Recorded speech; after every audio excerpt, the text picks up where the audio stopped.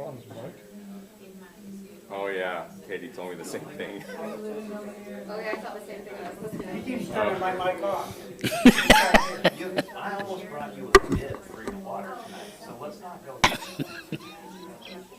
Thank you so much. That's your little sippy cup. Yeah, why don't you put that on Ryan's side of the table?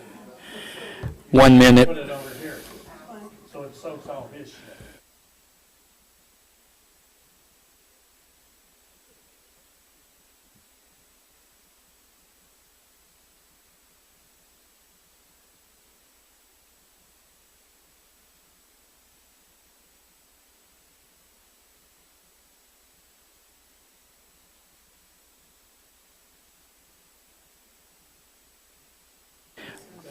All righty. I'd like to go ahead and call to order the Kodiak Island Borough Assembly regular meeting of Thursday, August 1st, 2024 at 6:30 p.m. and we are in the Assembly chambers. We have the invocation, which will be by Cadet Joe Duran of the Salvation Army, followed by the Pledge of Allegiance. Please stand.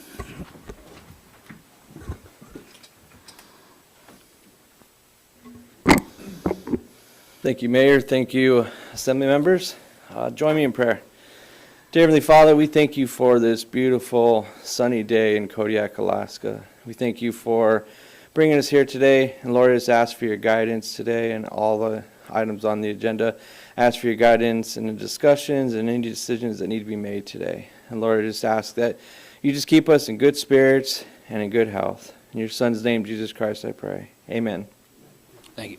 I pledge allegiance to the flag of the United States of America and to the republic for which it stands, one nation, under God, indivisible, with liberty and justice for all.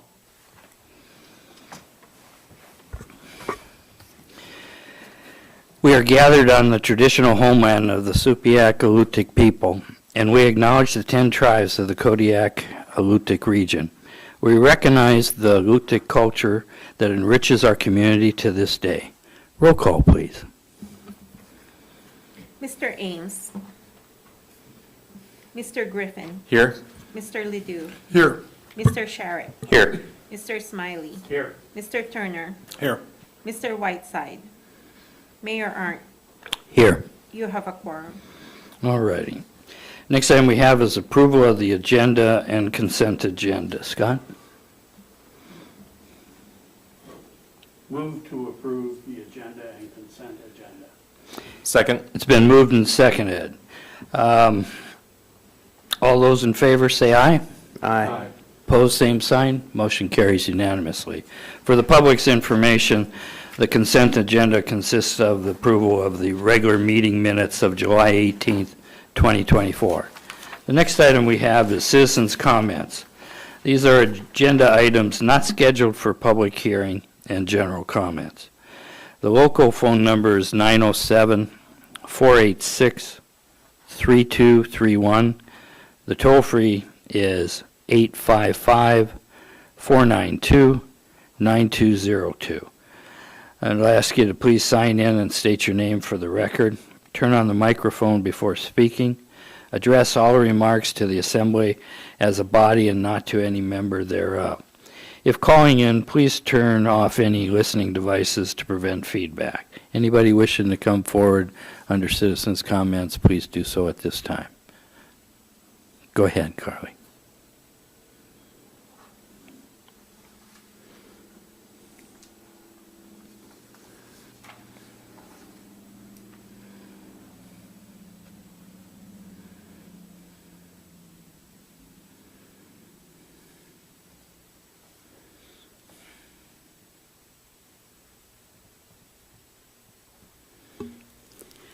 Good evening, ladies and gentlemen.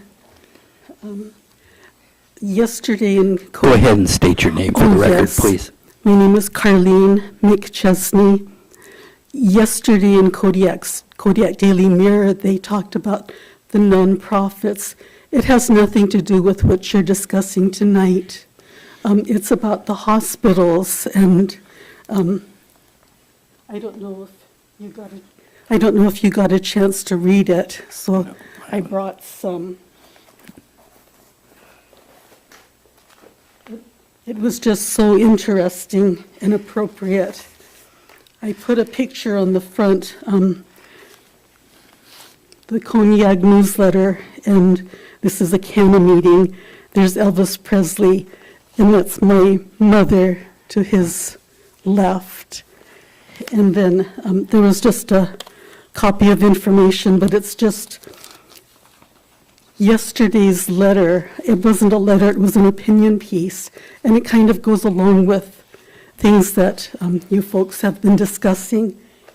And then I also got a copy of the Tribal Sovereignty in Alaska, How It Happened, What It Means, by Donald Craig Mitchell, an attorney, and I haven't had the heart to get into it yet.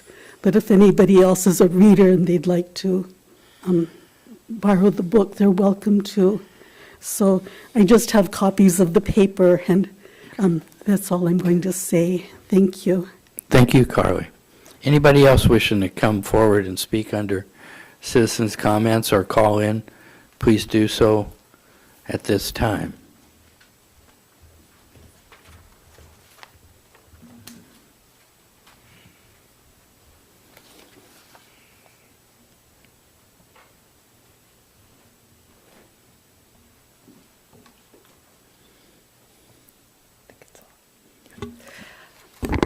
Hello, my name is Molly Miller, and I am the Executive Director of the Kodiak Arts Council, and I wanted to come in today and address the Assembly so you could put a face to my name if you didn't already know me, and just say thank you for doing nonprofit funding. It's really important to us, especially as we do other grants, to be able to show that the borough and the city support our organization, and that is all. Thank you so much.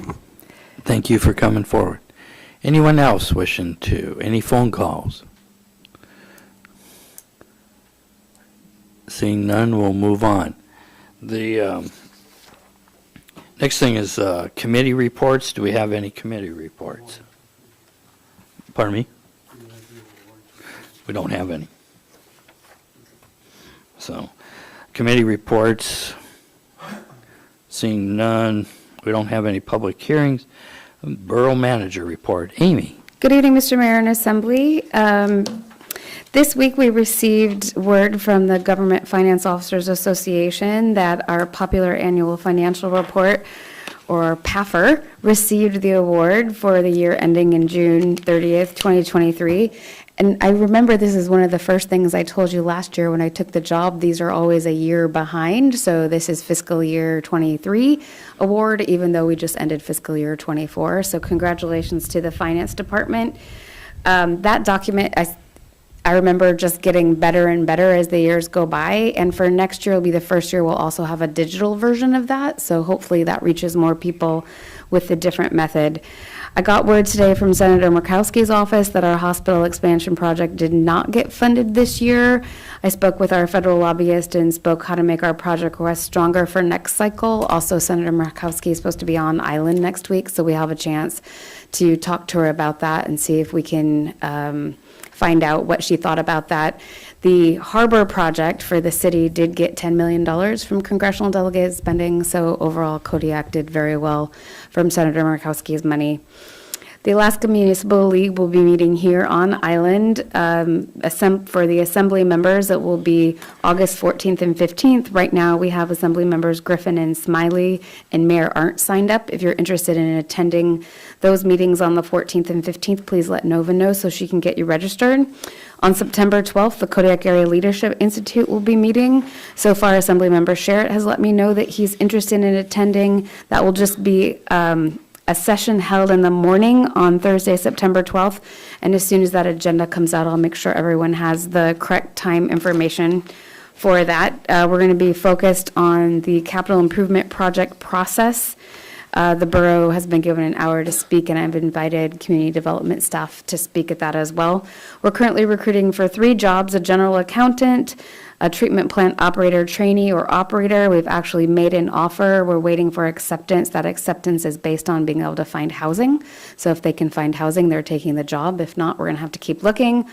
And we also have a general laborer advertised. I think they're interviewing for that tomorrow. In community development, the first draft of our new hazard mitigation plan will be posted on our borough website tomorrow, August 2nd. There's a tiny URL there listed in the manager's report. I just want to take a second and thank Joe Grochmal, who has worked tirelessly. He's worked hard. Sorry, that word's not coming out tonight. I guess I'm the one who's tired. Yeah, no, he has changed his work schedule to come in at 6 in the morning so he could have 2 quiet hours in the morning to start working on that. And it's about 130 pages long, and he's just done a really good job getting that up to date. That will be posted and open to comments until September 6th, and then after that, it'll get pushed up so we can have our hazard mitigation plan in place, which is wonderful. Tomorrow is the closing of proposals for our hazard mitigation advanced assistance grant for hydrology. We had 6 firms say that they were interested. We have not gotten any in yet, so hopefully tomorrow they all decide is the day that they're going to submit. In assessing is working a lot outside, which has been wonderful in the good weather. They are in Menashka, Bells Flats, Chiniak, and Besagshak. For senior citizen and disabled veterans, we still have 15 applicants that are remaining. We're waiting to hear from the PFD to see if they qualify to get those exemptions. Staff checks weekly, so hopefully we'll see those numbers move soon. We did have an exemption came in that was on time but wasn't complete. They have received the information that they need, so they are moving forward on that 5th application. The other 4 have been processed, and we did get 1 request for a reconsideration from one of those exemptions. In engineering and facilities, not next week, but the week after, during that same time frame as AML, our architect Corey Wall and David Fromm are scheduled to be here on August 14th through 16th. We're meeting with KCHC and Providence members to go over the medical facility space analysis and get their input from that draft. David is the one that is the subject matter expert for hospitals and how the flow through hospitals and how many patients they see a day and all of that, how much square foot they need. So it's going to be great to have him on island. He's been our consultant for the whole project, and so it'll be great to have him here. For Women's Bay, the playground equipment is on island. There's an intent to award issued for installation. There was only 1 submission to the RFP, and so obviously they're going to win. That'll be in front of the Assembly on August 15th. Site walkthrough will be performed after the award is completed. In the Sultry Cove Trail improvement, there are extra funds from that project, so there's a discussion regarding possible additional work. We haven't talked with ITN about that yet, but we have been in touch with the Alaska Department of Fish and Game and what that would look like. We still need to do survey work for that project, and that is anticipated to be done in September because everyone is booked until then. At KFRC, the GSA lease was updated, kind of a force update from the government to amend for water sampling. They gave us a $3,500 spending limit, which we could not stay under, so we are working with them to get that limit raised so we can get all the testing done that needs to be done. It doesn't sound like it's going to be a problem because we were one of many locations that couldn't do it in that $3,500 price point. At the landfill, the ADC solid waste inspection is happening in the middle of September. Our baler floor bid has been advertised, so that's going well, and there will be a fall commercial hazardous waste event on October 1st and 2nd. For the school district, there's 2 major things happening. One, obviously, the Peterson roof. Substantial completion has been achieved. The roof is watertight. We are still awaiting materials to come in for the top of the walls around, just the metal pieces that will cap off that. They are due in about a week. After that is done, we should be on schedule and we should be done before school starts. So that's exciting. There was damage associated with the fire alarm system that I know Dave told you about last week. That is back up and running, so we're excited that that is protected again, and they still have a couple of things to finish up, but that will be all taken care of soon. The sinkhole that was in the East Elementary parking lot. Think Dave told you about that last week as well. That is ready to be patched. We're just waiting on asphalt, much like all of Russian Creek Road. If you happen to drive out there, there are probably about 20 large rectangles of cement cut out, so go slowly. In Finance Department, the final audit is scheduled to be completed in September for property tax. You've probably gotten your property tax bill. If you didn't get one, please contact the Finance Department. For those who pay outside of their mortgage, if you're opting to pay in 2 half payments, the first payment is due August 15th. If you're making a single payment or you have missed the August 15th date, the total due must be paid by October 15th to avoid penalties and interest. For most people, that just is a part of their mortgage, but for those who aren't paying it that way, just remember that first due date is August 15th. IT is finally through their 36 applications for that security audit. The winner has been picked. I just signed a few hours ago the intent to award. That'll be in front of you on August 15th as well. The IT department is working on welcome aboard information so people know how to ask questions and get help from IT a little bit better. They're also reviewing their email retention policy. That will be updated here soon.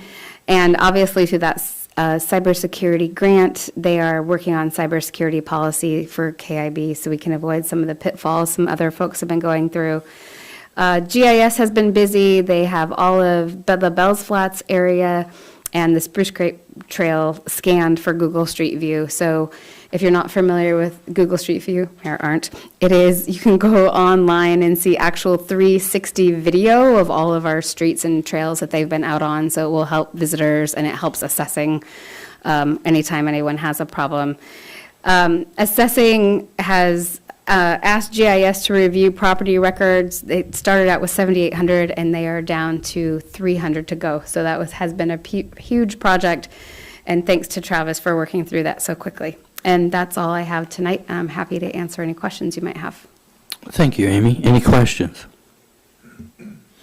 Seeing none, we'll move on. We've got, next is under new business is resolutions. We have resolution number FY 2023-3C, a resolution of the Assembly of the Kodiak Island Borough amending various sections of the Kodiak Island Borough Records Retention Schedule and Central Filing System to reflect amendments to the Assessing Department, Community Development Department, and Contracts Record Series in the Clerk's Office. Scott. Move to adopt resolution number FY 2023-03C. Second. It's been moved and seconded. Staff report, Nova. Thank you, Mr. Mayor and members of the Assembly. I would like to defer to Deputy Clerk Lena Cruz, who worked really hard in putting this together for us. Thank you. Thank you, Mr. Mayor, Assembly members. The Borough Manager, Assessing Director, and Community Development Director, in conjunction with the Borough Clerk's Office, have identified the necessity to update the various retention series before you to align with recent and existing laws, adhere to industry best practices, and address the current needs of the entire borough. The adjustments to the retention schedule before you, specifically pertaining to assessing, community development, and the contracts within the clerk's office series, as outlined in the resolution. Other record categories will maintain their current retention schedule unless modified by a subsequent resolution. These modifications have undergone thorough review by the borough attorney and are detailed in Exhibits A, B, and C, which are attached for your reference. And I'm happy to answer any questions you might have. Thank you. Any questions? Any discussion? Ryan. Thank you, Mr. Mayor. In our work session, we discussed extending project-related contracts. I'm looking in Exhibit C, code CL09. I'm wondering if you can help me understand, if real property is involved, plus 11 years, all others 4. During our work session, we had talked about a much longer duration.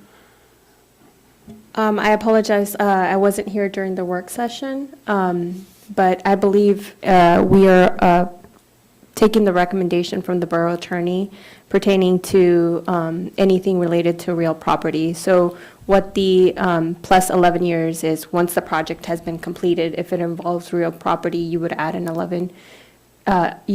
additional 11 years to that per the retention. However, we have just recently also drafted a records extension transmittal form, which will allow the manager or department directors to extend that contract depending on if it's administrative related background to it. So that is something that we're drafting right now, and it will be sent out to the department directors and the manager. So if something is needed to be kept longer than 11 years, then they would fill out the records extension. So it will go before them before it is disposed of, anytime it's due for expiration. If I might continue. Go ahead and continue. I'd like to see that contracts go to 25 years, period, regardless of the attorney's recommendation. We had a fairly significant discussion during the work session. There was overall consensus of that 25-year period. There were categorical exclusions for other things. However, the property-specific contracts that everyone seemed to be in general consensus of a 25-year clock for those. So if we can... You can amend it. Yeah, I'd like to go ahead and try and propose to amend this then to reflect that property contract for 25 years. Okay, so you're moving, I'm moving to amend Exhibit C as proposed to a 25-year rather than a plus 11 years as illustrated. okay. It's been moved and seconded. Discussion on the amendment. Ryan, I'm going to let you go ahead and explain for the public what you're... Yeah, so essentially, there's a statute of limitations that surrounds contracts specifically associated with real property, and what this initiative that the clerk's office is working on is records retention. We want to be able to capture not only statute of limitations, but we also want to be able to look at legacy things, legacy efforts conducted with property. The borough moves slow, so 11 years, unfortunately, in my opinion, and as discussed, is not a long enough duration. So if we can extend that property or that retention timeline from 11 to 25 years, that gives us ample time to chronologically look at a project, see what has transpired with it through various administrations and assemblies, and be able to have informed opinions and, again, legacy information moving forward with the decision-making process. Okay. Lena? And I apologize, I had no knowledge of the fact that you guys discussed that. I think the reason for the extension transmittal form was to take that into account. So I don't know if that would satisfy your request. If we don't add the 25-year, it would just require the department directors and the manager to review after the 11-year expiration and fill out the extension. Ryan? Yeah, so... Yeah. Yeah. So my understanding of the extension form is that it's a 1 or 2 year period. So is that correct? 5 years or something? It's a maximum 5 years, but you could have subsequent extensions. And you have to provide a reason for the extension. So again, and realizing that the work session discussion didn't carry over to this, if there's a maximum number of extensions, I would think that the longest period of time before we start instituting an extension and a limitation policy would be in the most, the most advantageous for these specific contracts. Again, I'm not asking to retain any other information past what you've listed here, but specifically property-related contracts at the longest duration possible, and I do not see a extension process as being advantageous nor cost-effective when we can just address this now in the infancy stages of this initiative. Yeah. Scott? I'm supportive of this. I think that the more records you keep, the better off you are. Yeah, and I agree also. I've seen all too often where stuff has gotten lost because it wasn't, and it costs us money every time that happens. So 25 years, I think, is good. It's a good start. So then we'll call for a vote. Yeah. Any further discussion? Mr. Mayor, I thought I answered the question at the last work session. That's why I didn't make any further changes. And I'm not sure if we're on the same page of the nature of contracts that we're talking about here. I guess I needed more, I needed clarification on what type of contracts really are you trying to keep for 25 years? Because the ones that we are keeping, we're pertaining to here are mostly like the leases that we have, let's say for the apartments at KFRC. When we're leasing them to tenants, and we're pertaining to those. So I'm not sure if we really need to keep them for 25 years. But if you want to, it's not really a problem for us. It's just a matter of us, my staff, going back to the contracts that we have in Laserfish and extending that 11 years to additional 14 more years. So it's not really a problem for us, but I just wanted to make sure that that's really what you're trying to do here, because there are other series in the engineering department that your concern may be more appropriate to address towards those contracts. Ryan? The description in Exhibit C, CL-09 contracts, records related to obligations under contracts, leases, and other agreements between the borough and outside parties, successful bids, and proposals. Active records are kept by the corresponding department. That's exactly what we're trying to capture here. That description, meeting a 25-year duration is exactly what I believe would be the most advantageous for the borough, drawing chronological events surrounding property. We are in the property ownership / management business, and records retention for as long as we can get them is imperative, in my opinion. Yes, that's fine. Thank you. We can make that change. Amy?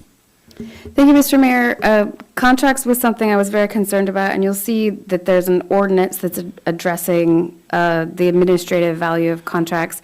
Because there's such high turnover in the manager position and department head positions, there is no breadcrumbs. That's a good one. Wow, there is no, I can't even undo that one.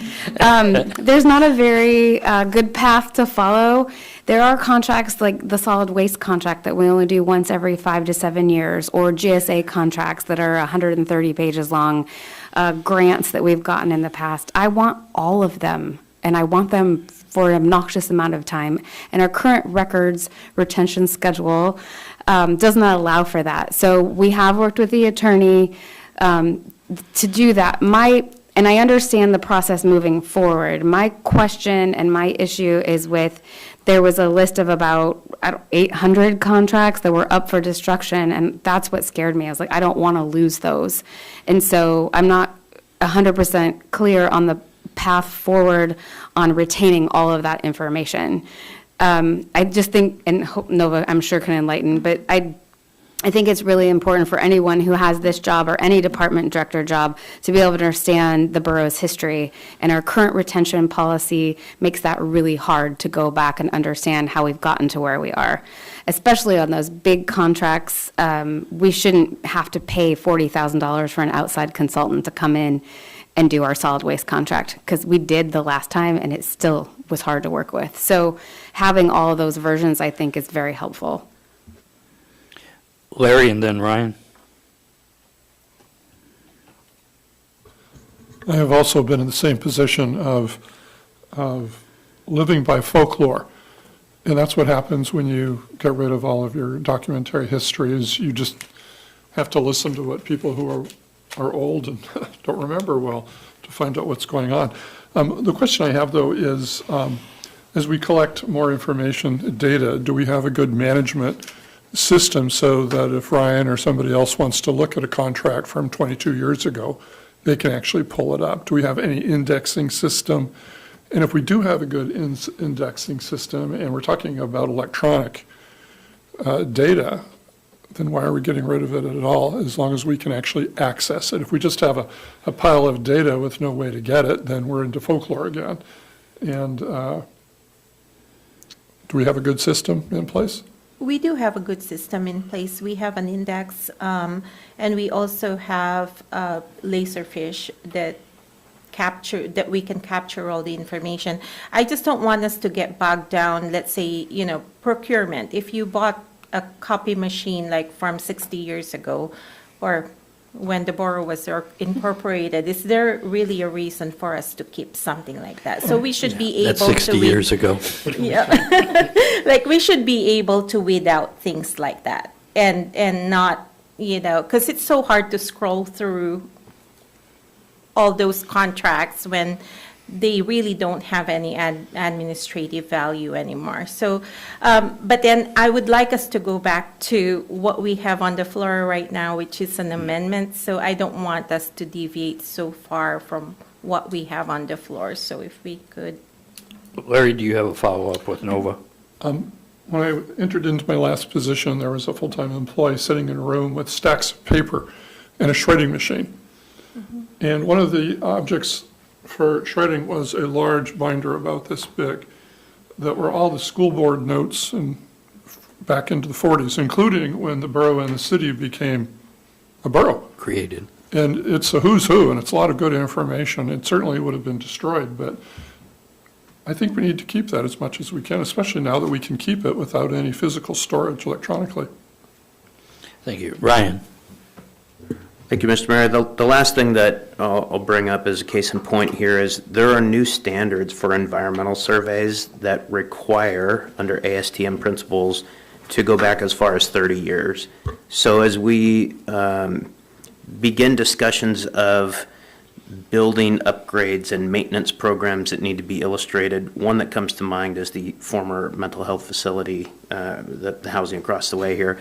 We need all the information we can because there is a lot of scattered folklore, if you will. And that's just one case in point that, again, I think the records retention that is focused towards real estate, not copy machines and things of that nature, but focused towards real estate and contracts that may have created additions or renovations or repairs. There needs to be a trail of what happened within a physical facility. Much like if you were a homeowner and you bought a house from somebody, you would want to know what repairs had been conducted before your ownership. We're probably targeting the wrong series here, because this series doesn't contain all that information. They're in a different series, in engineering probably.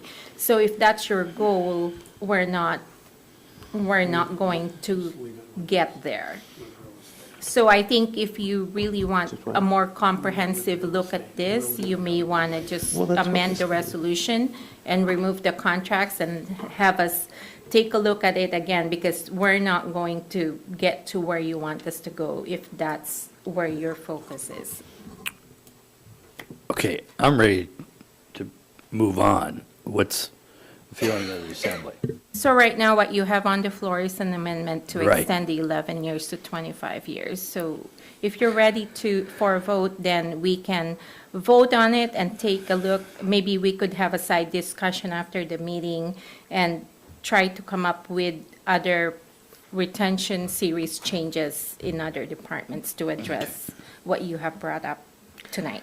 Roll call vote on the motion, please. Mr. Griffin, Yes. Mr. Ledoux, Yes. Mr. Sharrett, Yes. Mr. Smiley, Yes. Mr. Turner.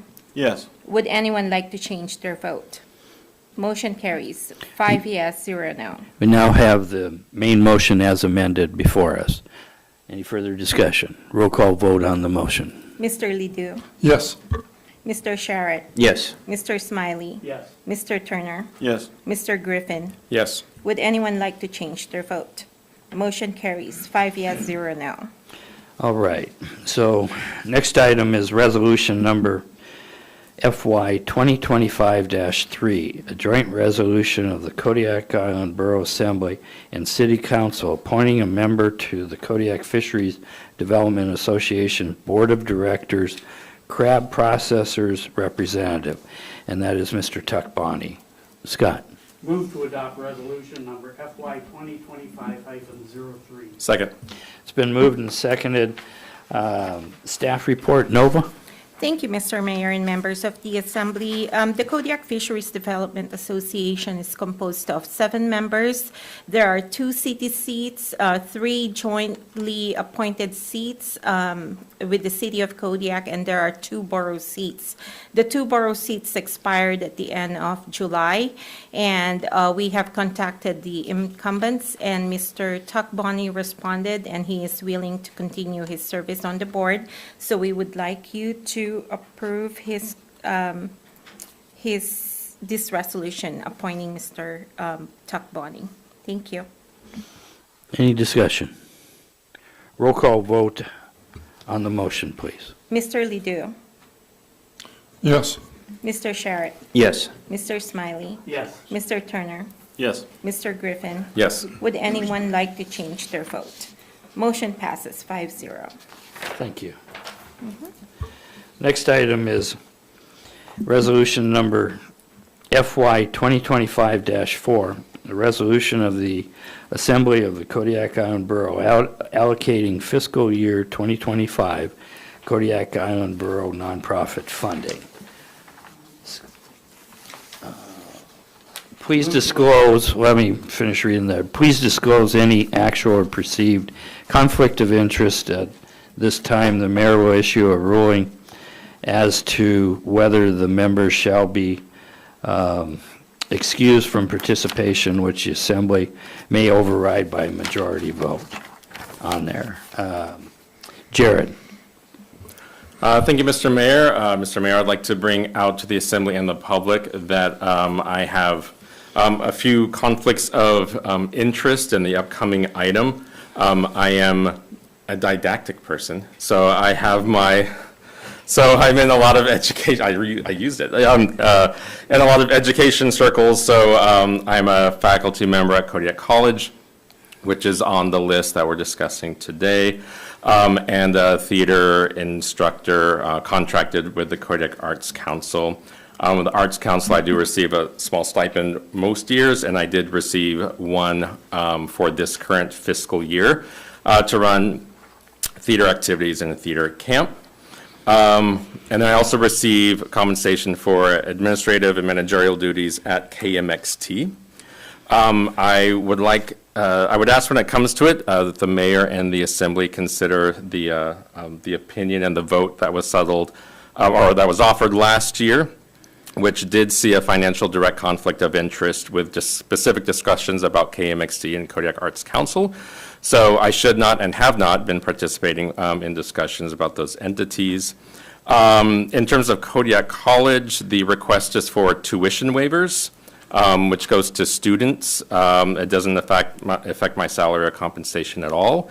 That's settled by a CBA process, UA statewide, and by the Alaska State Legislature, not Kodiak College. The legal opinion, if I remember correctly, last year is that it's okay to participate in conversations about Kodiak College since there is no direct financial impact, but I have not. I've refrained from participating in those discussions during our nonprofit talks this year anyway. But that, so that I can be exempt from discussions of Kodiak College, KMXT, and Kodiak Arts Council, but that I can vote on the overall nonprofit grant decision. Thank you. I request a ruling on my lengthy declaration. Thank you, Jared. I'm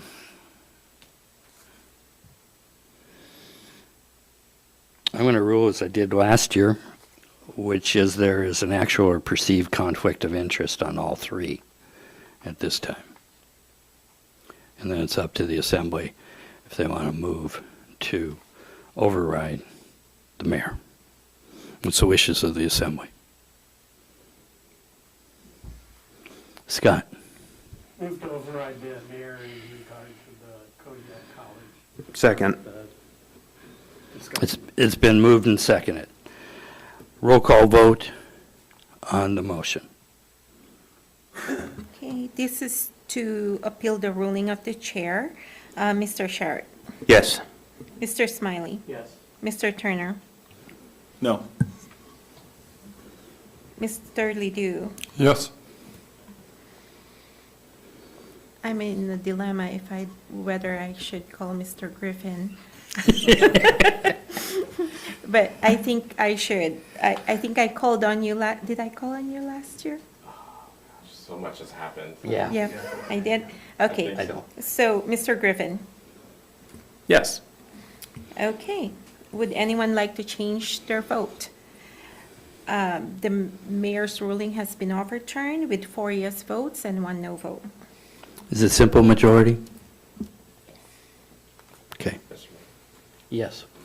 Can I also I also request a ruling regarding so I put this in my declaration statement, I just want clarification, that I can vote on the overall nonprofit grant decision. No, we'll probably split the motion. Okay. Well, that's up to, Pardon me? yeah, okay. Understood. Okay. So now, Scott, the motion on the resolution.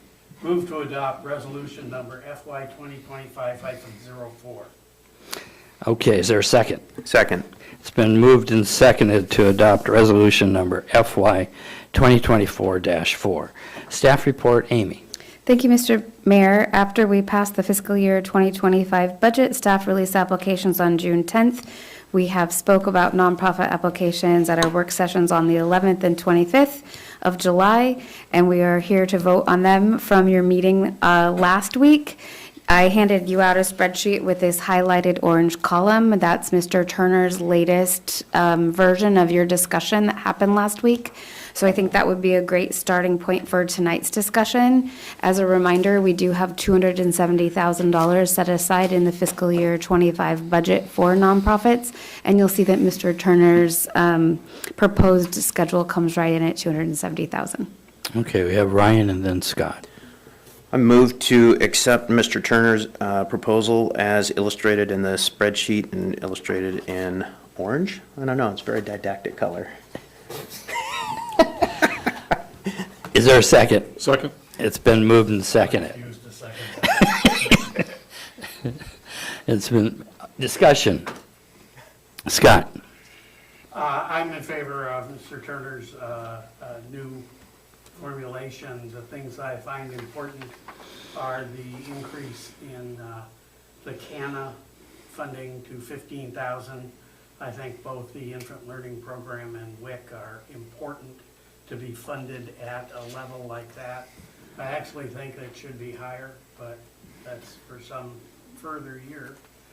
In addition, I note that both of the late filings have been subtracted from my previous submission, and that makes sense to me. I think it was the consensus of the assembly that late filings had to be late and not acceptable, so that works for me.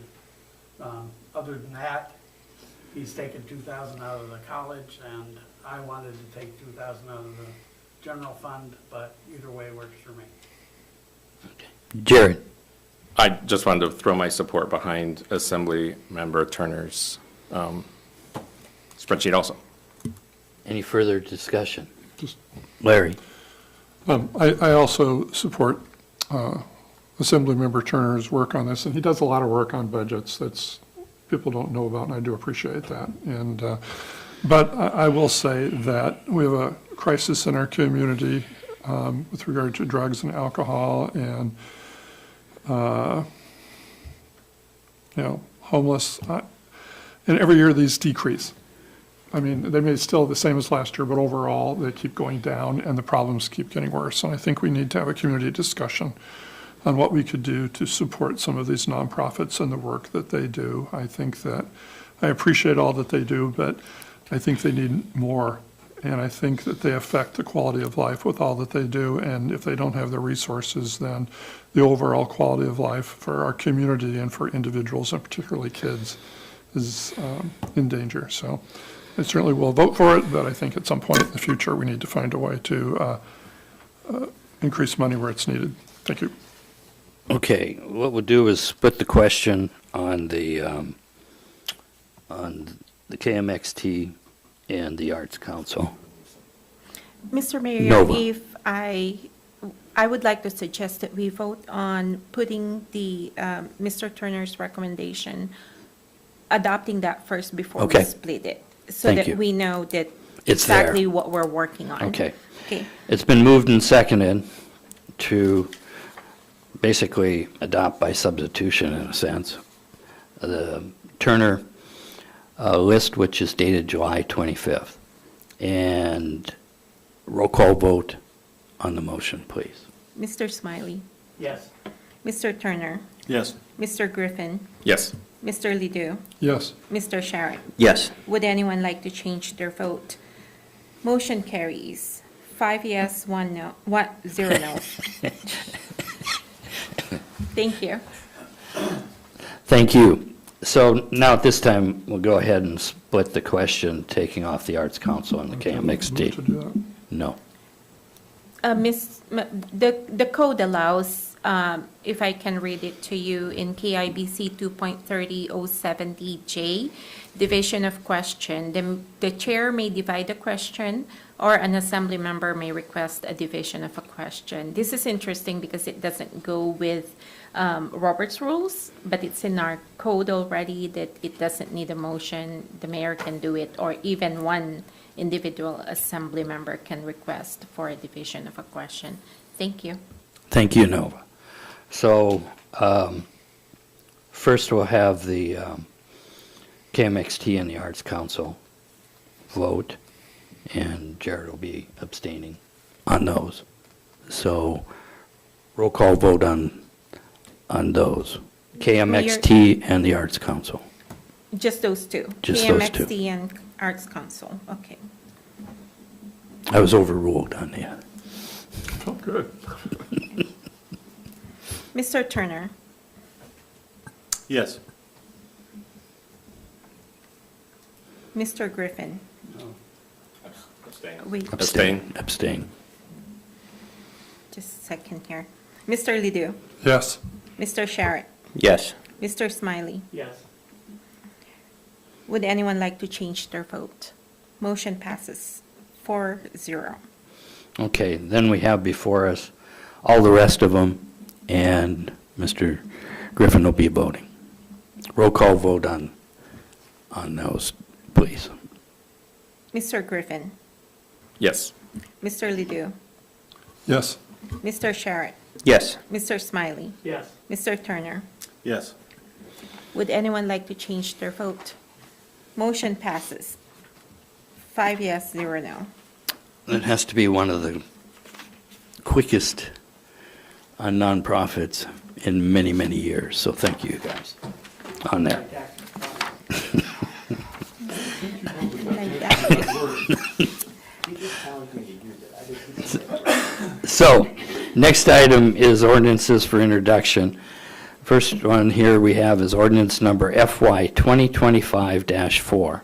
An ordinance of the Assembly of the Kodiak-Iron Borough amending Kodiak-Iron Borough Code, Title II Administration and Personnel, Chapter 2.40 Records Management, Section 2.40.150 and 2.40.160 to allow exemptions for the disposal of records that have administrative value. Scott.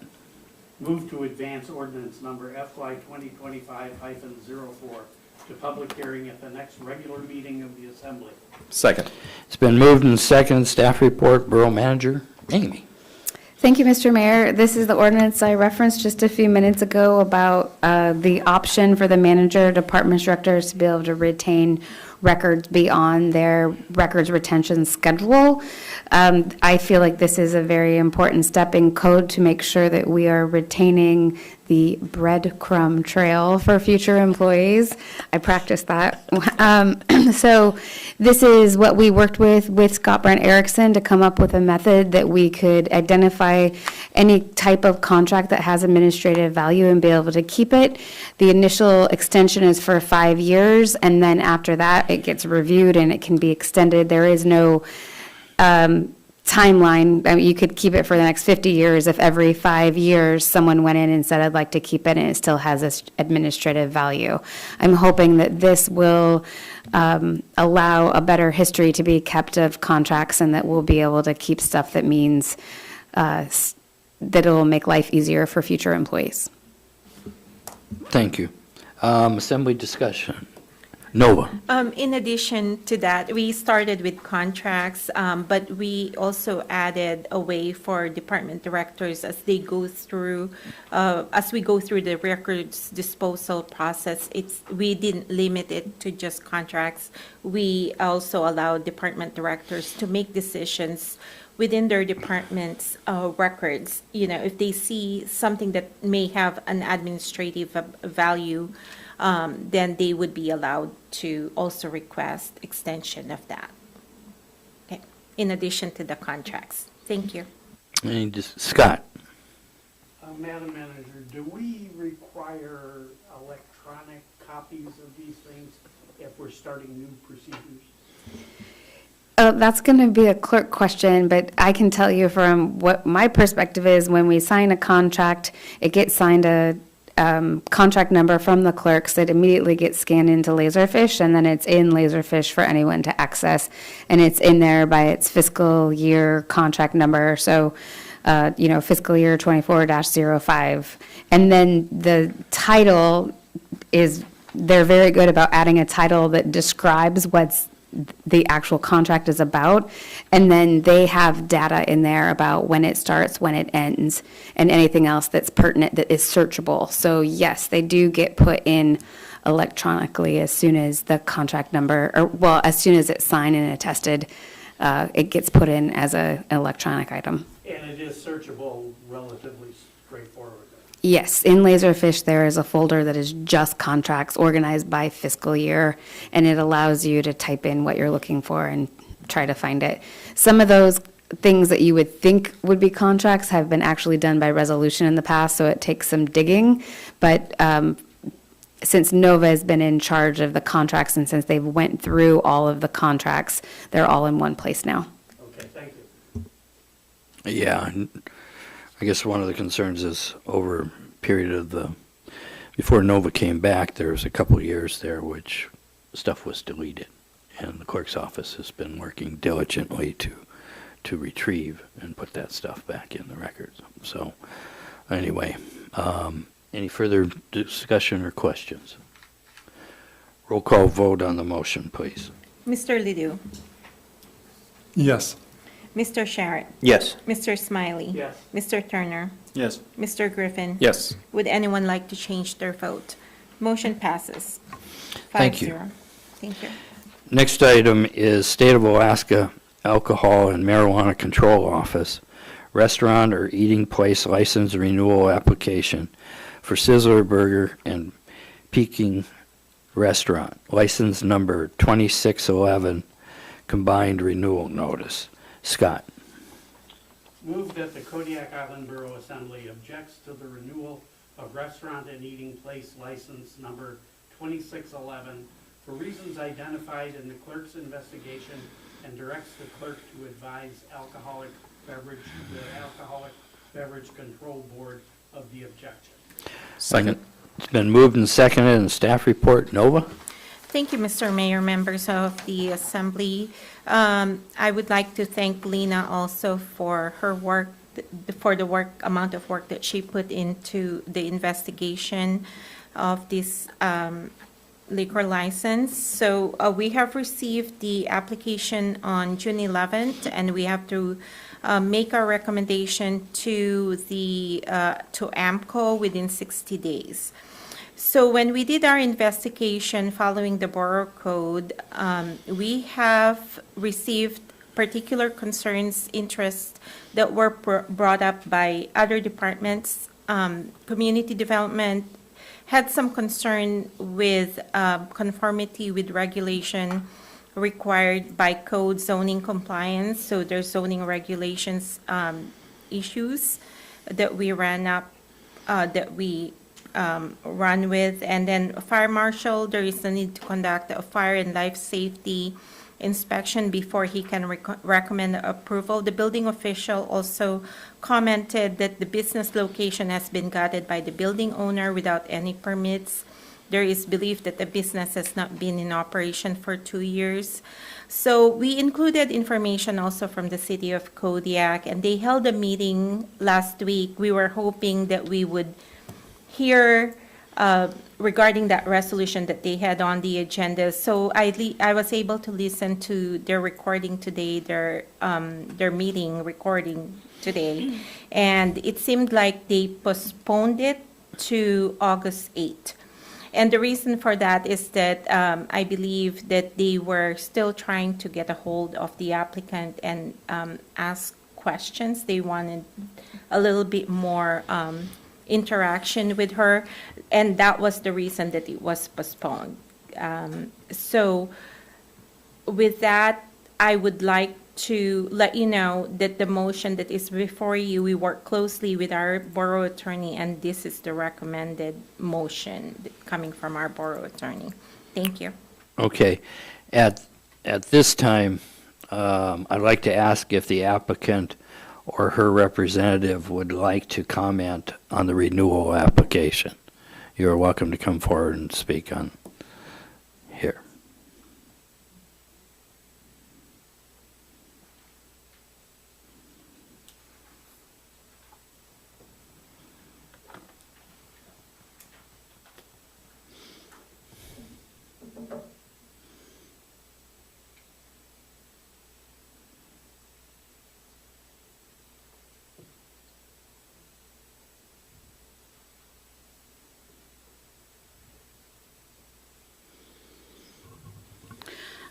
Good evening, Mr. Mayor, Assembly. Jeannie Friel. I work in the assessing department, and Mrs. Kim has been a lifelong friend forever. And I'm just here to hopefully help clear up some of the things that have happened in this last year for her. And also, I believe that her daughter, Stephanie, is going to call in to help clear things up. Okay, go ahead, Jean. I'm here actually to hopefully support her keeping her liquor license. Through some issues this year, she has lost her restaurant space, no fault of hers. She's actively looking for another restaurant space, and goodness knows our community can really use a good restaurant. So if you have some questions, we'll try and answer them while we wait for Stephanie to give us a call. Okay, Ryan, you had your hand up. Do you have a question? Well, I don't have a direct question for the applicant. I do have a statement, if I may. Sure. So I also had a conversation with Mrs. Kim regarding this renewal application, a rather lengthy conversation, who I was able to gain some information from that absolutely changed my initial disposition to this. So we know that through some of the things that are on here, fire marshal and building official, although those are imperative to a liquor license, those are things that are outside of a leasee's control. We know that because we are also a landlord, and there are certain things that we have to do as a landlord in order for our tenants to have safe space, i.e. Providence Island Medical Facility. So As I look down this list of discrepancies found in the clerk's investigation, although they have merit, they do not, in my opinion, meet the crucible of taking away a liquor license. This liquor license is 40 years old.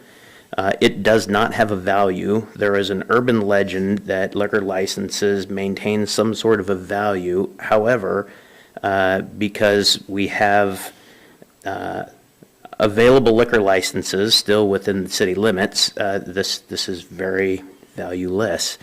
And I do know that the applicant is looking for additional restaurant space, and I do know that real estate is hard to come by, especially one that can accommodate a restaurant. So I would tell you that I am not in favor of revoking a liquor license, especially since the primary contributor of this, the city of Kodiak, has deferred a findings or summary or judgment on this. I would be remiss if we were to act first. So I would ask the Assembly's participation in either suspending this vote or eliminating the disposition of this liquor license. Thank you. Okay, thank you. And Lena? We're now answering a call from the queue. Assembly meeting, please state your name for the record. Stephanie Kemp. Go ahead, Stephanie. Stephanie Kemp. Go ahead. Okay, I have you on TV and my phone, so. You might want to turn something off. It sounds like there's some I feedback did. there. Thank you. So do you guys have any questions? Jeannie was trying to, waiting for you to come online to kind of give us a little history on here Correct. a bit and where you guys are trying to go. Thank you. Go ahead. And you guys can hear me? Yes, we can. Okay. We are residents of Kodiak. We have been this business that we have owned over 40 years. Same location, same business. Of course, with the economy and all, we had to change and alter our menu. It used to be just a burger joint, became Chinese because McDonald's came in. But we thrived and we continue to serve to our community for over 40 years. We have had our liquor license, never been wronged or illegal in any aspect. Unfortunate situation happened. On top of COVID, and because of those 40 years, we went through 4 landlords in the 40 years that we have been calling it home to our business and to our community. And for uncontrollable, we tried, I know my mama tried with everything. We no longer have the location. We did everything that we were supposed to. The liquor license was just as we have been doing for the last 40 years. It was submitted in timely manner with all the accurate information, and that was 2023. The event with the location that we were at, we were there until early of 2024. We got the approval from the state, AMCO. They also have been backed up due to COVID. It's a temporary license, and they're backed up with the final. But it's all been proved that we've had it, and we're looking for a place and everything else upside down. We have to put everything in the storage, and then just last month I got a letter from the borough. As soon as I got the letter, I contacted the names on the list. I've tried to reach everyone, trying to figure out what do we need to do. No, we do not have a location. We have no control over that. We are and have been looking. It has been very challenging. We are from Kodiak. It's not just 4 walls with a building. we've been on both tenant side and landlord side. We brought Domino's Pizza to Kodiak. We renovated the whole building. It was very costly and time-consuming. But we did it, and it is still standing as a business. But all that piping and getting the permit and going through all that construction with the hood, not very many places, or not any, that we are able to locate that we can call it our new home. Our hands are tied.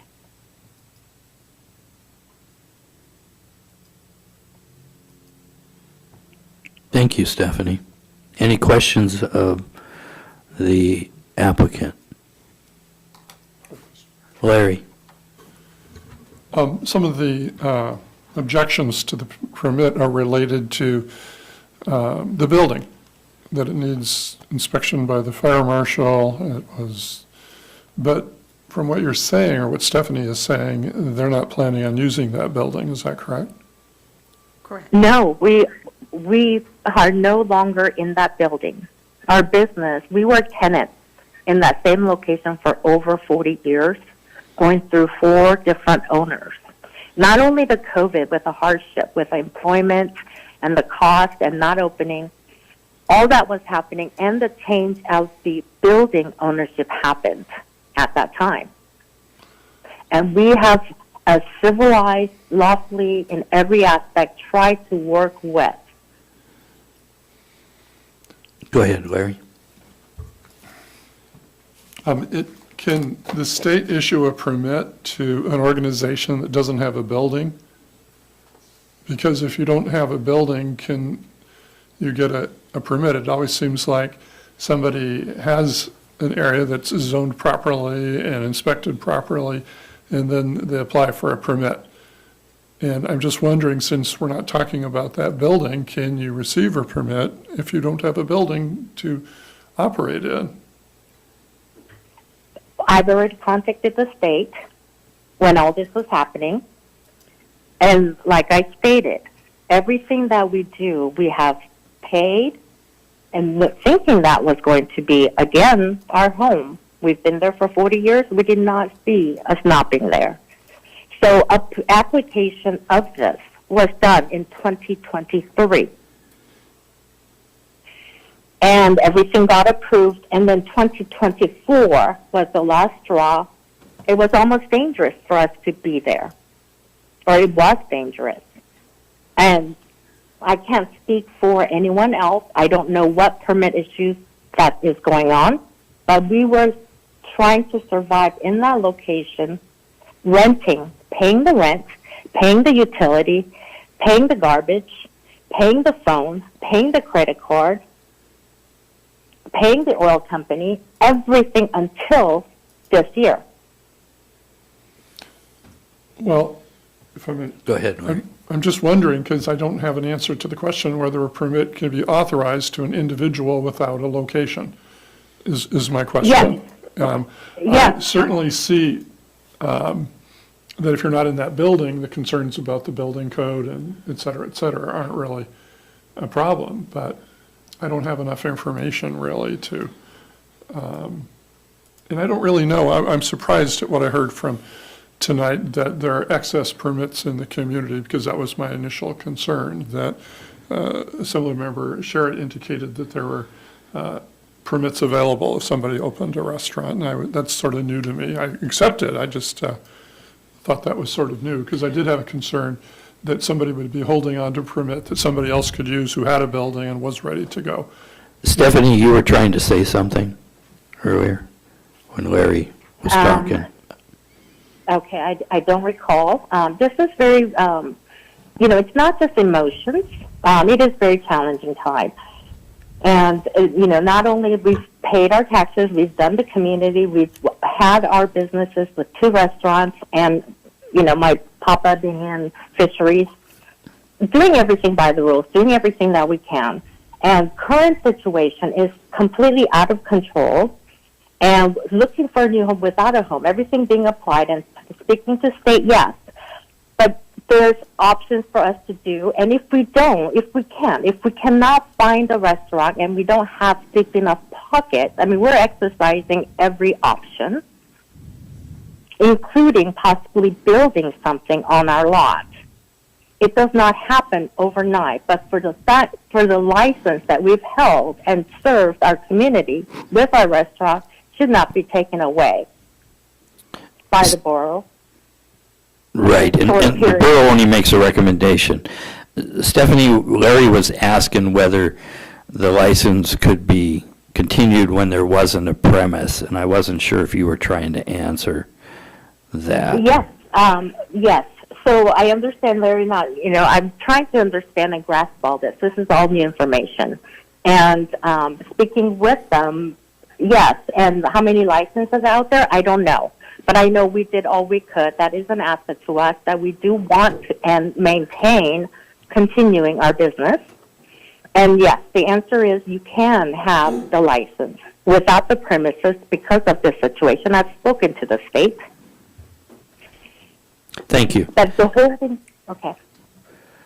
Ryan was first, but Nova, do you have a clarification? Mr. Mayor, if I could add or maybe respond to the question raised by Assembly Member Lidu. When I called the state, they said that the license that was provided to the licensee, to the applicant, is a provisional license because they are waiting for our input. So they may have given a provisional license right now, but depending on the responses that we give back to the to AMCO, they can actually pull a provisional license that was given. So I'm not sure if AMCO knows that they're not at that location anymore. So if we respond to AMCO, then that's the response that we're going to give them, that they're not at that location anymore. But think about it, too, that we're only advisory to AMCO. It's still AMCO who's still going to make a decision. We may provide comments to AMCO, and it's really up to them, whether take that into consideration or they'll say, no, we're still going to issue them a permit. And you have to think about it, too, that it's within the city of Kodiak. So it's the city of Kodiak that has jurisdiction over this license. And I think what is before the city of Kodiak, it's a protest actually based on taxes, not on these other things, because that is in their code, is that they can protest based on unpaid taxes. So what is before you is the investigation outside of that parameter. So, but this is what we came up with because what is on the application is that address. So we have to investigate based on what is on the application. And this is what we came up with. So that's why it's before you. But it's really up to you as an assembly whether your judgment call, whether you want to use this as a protest, or you can also fail the motion that is before you and change it into a voice non-protest. Regarding our EPLs, I know that in the recent past, the city of Kodiak also adopted a resolution that requested additional 10 licenses in the city of Kodiak because I think they are very scarce. So I just wanted to share that information with you because it was brought up. Thank you. Yeah, so I have Ryan, then Jared, then Scott.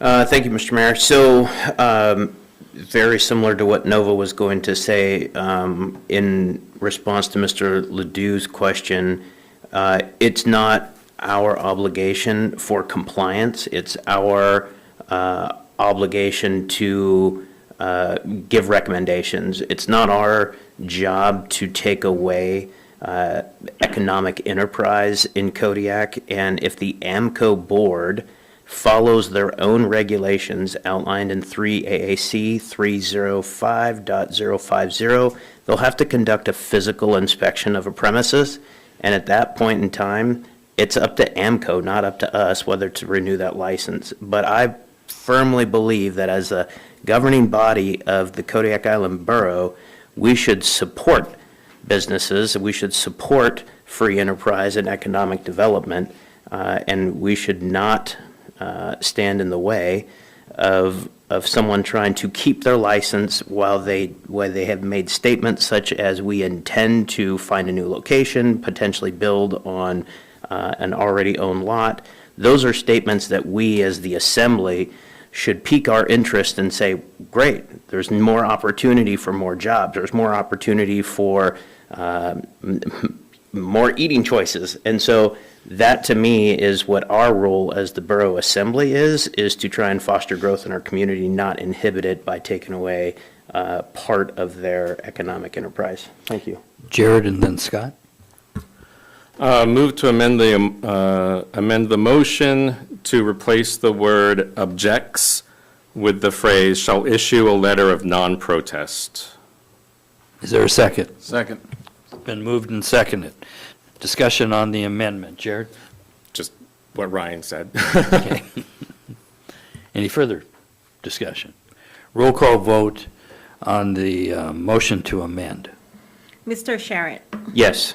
Mr. Smiley, Yes. Mr. Turner, Yes. Mr. Griffin, Yes. Mr. Ledoux. Yes. Would anyone like to change their vote?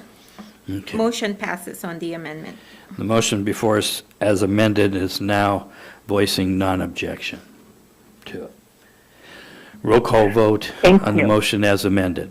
Mr. Smiley, Yes. Mr. Turner, Yes. Mr. Griffin, Yes. Mr. Ledoux, Yes. Mr. Sharrett. Yes.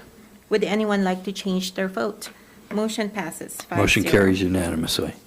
Thank you, Stephanie, for calling in and Thank you for helping your your mother time with and all this. you So, do. thank you, and good Thank night. you. Bye-bye. Good night. Okay. Move on to, next item we have is citizens' comments, once again. The local number is 907-486-3231. Toll-free number is 855-492-9202. And I ask you to sign in and state your name for the record, turn on the microphone before speaking, and address all remarks to the assembly as a body and not to any member thereof. If calling in, please turn off any listening devices to prevent feedback. Anyone wishing to come forward, do at this time, please, or call in. And give it just a little bit more. Hearing and seeing none, we'll move on to assembly member comments. Ryan. Thank you, Mr. Mayor. First, I'd like to thank the Assembly for a quick turnaround on the nonprofit funding. I agree that that was relatively painless. I would like to encourage Madam Manager that next year during the application period that we have a specific application for use of the opioid funds that could be applied for, as we discussed during that work session. I'd also like to thank the Assessor's Office for an investigation on the liquor license that we just discussed, because I had, until that came up, I had no idea that that was part of your duties. And I think that that's, you guys did a great job. Good fact-finding mission, and I like that. So I just want to acknowledge that effort so that you don't feel that it was wasted in that effort that we just did, because that is good work, and I appreciate you guys doing that. Let's see. I'd like to thank Madam Manager. This is a really good report, short, concise, and new information, and I look forward to a very healthy discussion on a yellow form that I filled out in regards to the Kodiak Island Borough mental health buildings. So, thank you very much. Scott. On last Friday, I attended an art show at the marketplace. Is that on? It's on. Mine's usually on. Well, speak into it. Except when Ryan gets his hands on it, which is frequent. I'm talking.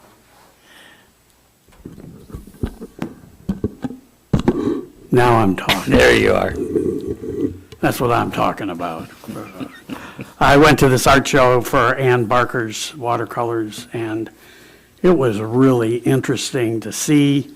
They managed to get $17,000 for palliative care and hospice, which I think was really a triumph from the community to turn out and to show that kind of support.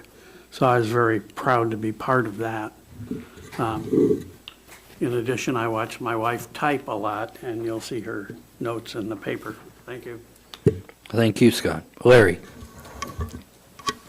I want to wish Mrs. Kim good luck in finding property. I think I ate at that restaurant every year for 40 years, and before that, the Captain's Keg. I was visited all the time as a young man, so I hope that she's successful in what she's doing. Also, I'm a little concerned, and I know money on the state level, but some of our state roads are looking pretty bad around here. I know the one to Fort Abercrombie hasn't been updated in 2 years, and the grass is growing. It's hard to drive because the bushes are growing over the road, but I'm just using that as an example. I see large potholes, and, I don't think, I know the state is probably, the local employees are doing everything they can, and I certainly don't blame them, but I wonder sometimes if perhaps we should send a letter to the governor and some pictures that he needs to really take a look at state roads, because some of these potholes are very dangerous, and they seem to stay there for a long time. And I think part of what we could do is maybe advocate for some attention to our roads and et cetera. Thank you. I'll just quickly say Amy and I did that in February with the Department of Transportation. Jared? Congratulations to the Finance Department for their award. They just seem to be racking up a lot of awards, and awards are cool. There was one other thing. Candidacy filing season is now upon us. You have until the 15th to get your application and petition signed. Thank you, Jared. James? No further comments, thank you. Thank you. The next Borough Assembly work session is scheduled on Thursday, August 8th at 6:30 p.m. in the Borough Assembly chambers. The next Assembly regular meeting is scheduled on Thursday, August 15th at 6:30 in the Borough Assembly chambers. A quorum of the Assembly may be present at the Tustamina anniversary event, which will be held on Wednesday, August 7th from 2 p.m. to 6 p.m. at the Kodiak Ferry Terminal. Although a quorum of the Assembly may be present, there will be no action taken by the Assembly at this public event. And then you heard, but the other, once again, election reminders. Candidacy packets are now available at the Borough Clerk's office and on the Borough website. The filing period is from August 1st through August 15th between 8 a.m. and 4 p.m. on weekdays. The primary election is on Tuesday, August 20th, 2024. Absentee in-person voting starts August 5th through August 19th in the Borough Assembly chambers from 10 a.m. to 4 p.m. I'd request a motion to adjourn. Scott? Move to adjourn. It's been moved and seconded. All those in favor say aye. Aye. We are adjourned at 7:52. Thank you, everyone, for attending.